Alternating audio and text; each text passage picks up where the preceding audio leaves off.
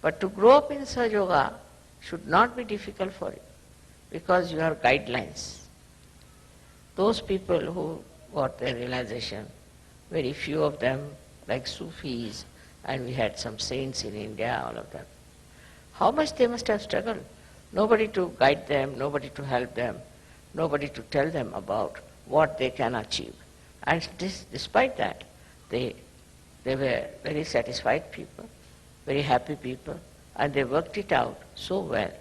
They saw the whole world with another angle, as you can also see. But they were not upset, and they had such self-confidence. They had such knowledge of their own that they achieved through their meditative process. And the way they have written books, some of them are so great. That's very surprisingly how they have achieved these great verses, such full of knowledge. One cannot understand that they had no guidance. Nobody was to tell them. But one thing with them was that they always tried to look after their sahasrara. Now one thing is there obstructing sahasrara is the movement of your Agnya into thoughts. That's the only thing. That's the only thing that stops your entry into Sahaja. Thoughts are coming all the time. Because a human being is born who reacts to everything. React to this and react to that, and the thoughts come in and thoughts go.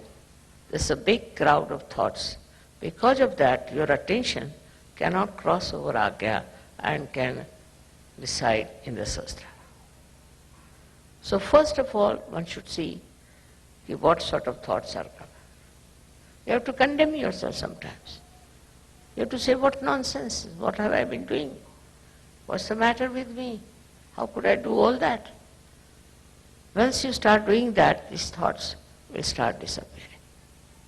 These thoughts are coming from two angles, one from the ego and another from your conditionings.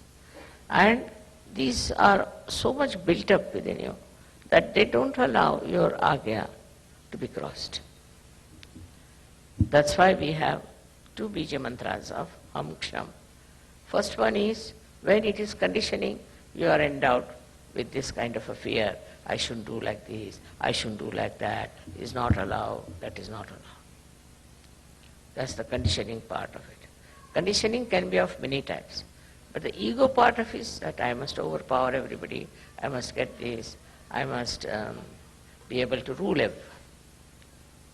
These two things are there in the mind, which are all the time crossing. So it's important that we should go into thoughtless awareness.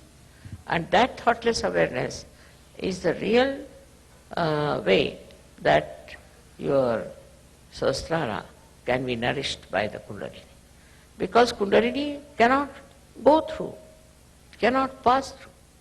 And for that, as I said, there are two bija mantras. One is Ham, another Ksham. So if you are conditioned, you are frightened, you are afraid, and you had ideas about yourself. These days, the way people are describing, they'll say, I'm an extrovert. Somebody will say, I'm an introvert. Somebody will say, I'm hippie, I'm that. All kinds of things they can have attributed to themselves. But these ideas are all coming from outside. They are not from inside. To get to the inner side of yourself, the subtler side of your being, you must allow the Kundalini to go through the Agnya. To cross the Agnya is a very important thing in modern times. And for that you have to meditate. If you can meditate with complete faith in yourself, this Agnya can be opened up with surrendering to the Divine. You have to surrender yourself to the Divine. And when this Agnya opens, you'll be amazed. Your sahasrara is just waiting to transfer, to give you all the help that you need through the all-pervading power.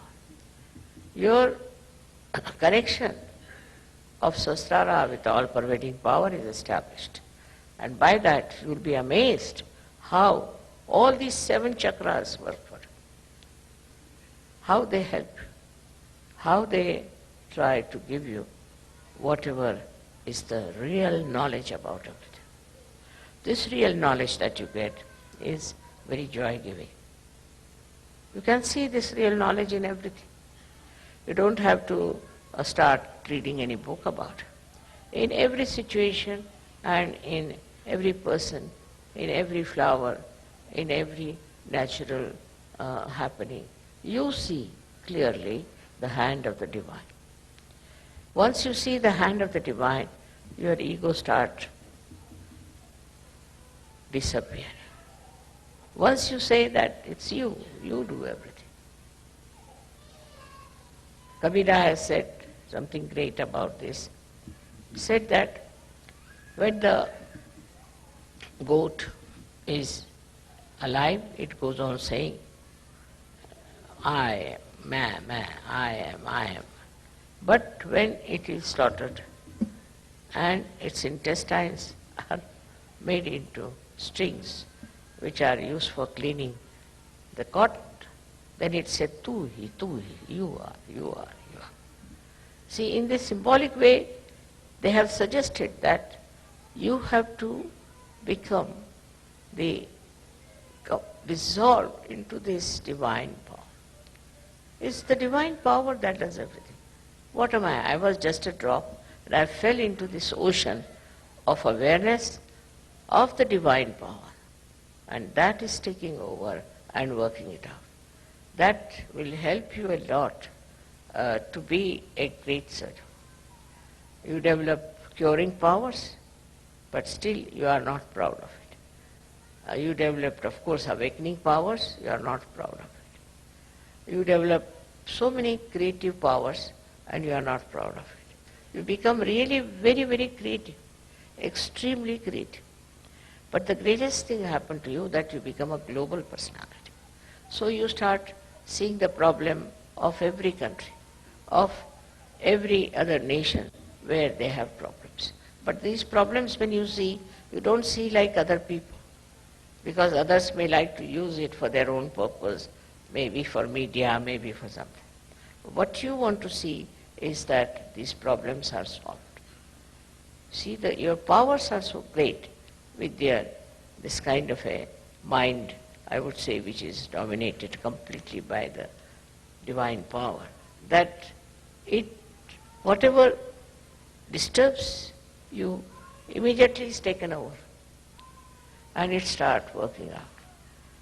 Many problems have been solved by surgery. And also they can be solved on a very universal level. If you are a global person, if you are a global person, then what happens is that you become a sort of a vehicle, or you can become like a channel for this divine power to act, because you are purely a global personality. Not attached to this, attached to that, but a pure Sahaja personality, which can be used by this divine power very easily. For that, as I told in the afternoon also, that we have to be careful about few things that we have. Firstly, anger. Anger is the worst thing that we have. Angry for what? There are people who talk like this. I was very angry. They're proud of their anger. Anger is a sign of complete stupidity, absolute stupidity. There's no need to get angry with anyone, because by anger you don't solve the problem. With anger you spoil yourself. With anger you ruin your own nature. With anger you really spoil the whole situation. So no use having any anger about anything. But if anything happens that angers you, you should settle down and see for yourself why is it wrong, why is it disturbing you. Your seeing itself will help this problem to be solved.